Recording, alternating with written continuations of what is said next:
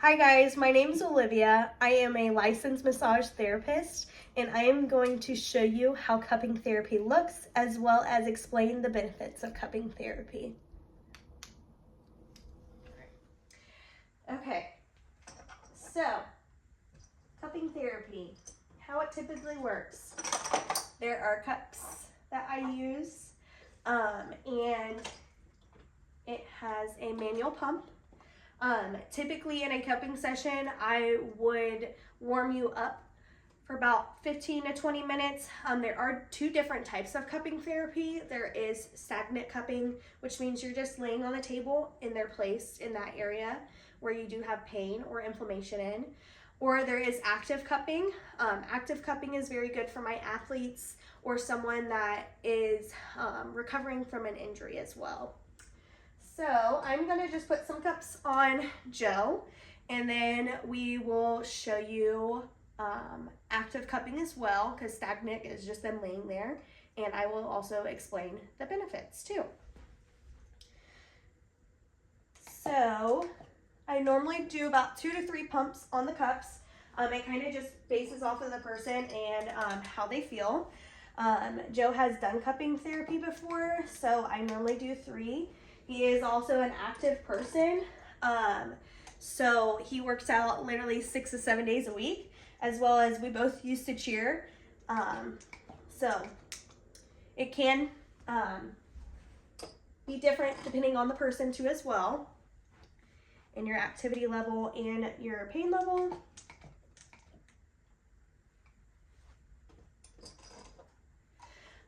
Some of the benefits of cupping therapy, it helps reduce inflammation, soreness, it helps create blood flow to an area, as well as if someone was injured, it does with that blood flow help heal that area too as well.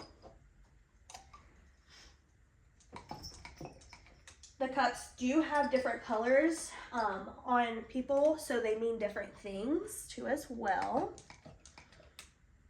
And I am going to fast forward through the rest of this so that way you guys can see the active part.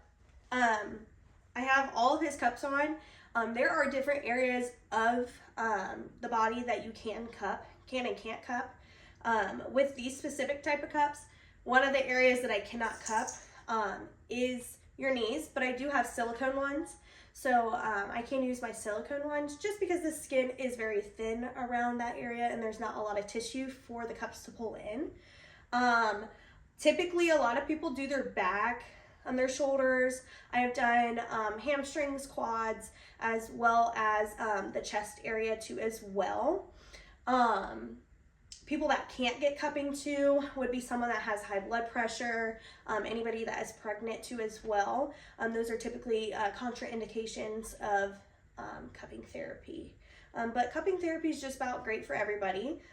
So I do have Joe's cups all the way on, and I'm gonna have him show you what active cupping looks like.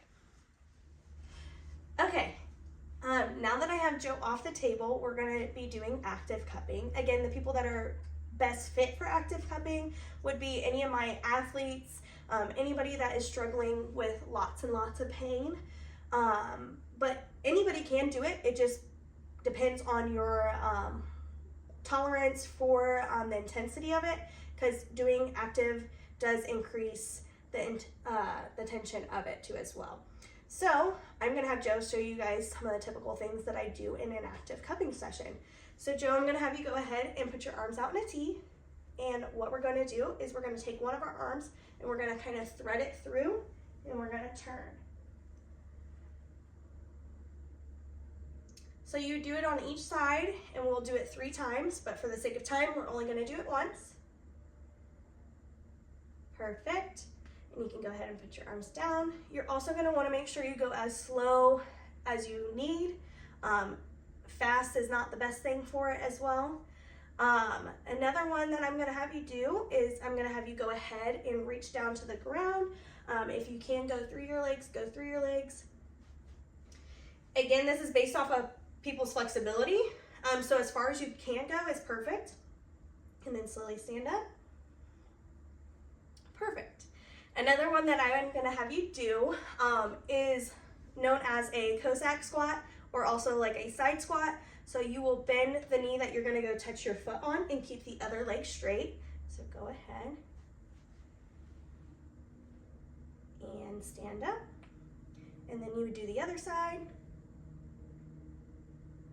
and stand up. Perfect. So another exercise that we're gonna have him do is we'll have you put your feet together for me. And I'm gonna go ahead and have you grab your knee and bring it up to your chest and hold it for about 5 seconds. Okay, and then other leg.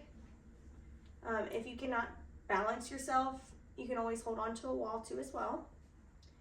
Another one that I'm gonna have him do, since, if you wanna go ahead and turn towards the camera for me. Something I'm gonna have you do as well, if you're having issues with your shoulders and your lats too as well, is what you're gonna do is go ahead and have your arms up. And we're gonna do like a lat pull down. So he's gonna go ahead and take those hands and pull down into like a W position. And then one more time. Perfect. And another one that I'm gonna have him do is he's gonna stay in anatomical position with his palms facing towards the wall. And what he's gonna go ahead do is take his arms and raise them above his head. And again, you don't have to go super fast. You can go as slow as you need. And you may not be able to get your hands up that way, and that's totally okay. It's up to your body. Perfect. And then after that, I would just leave your cups on just for a little bit longer, and then we would take the cups off and you would be finished.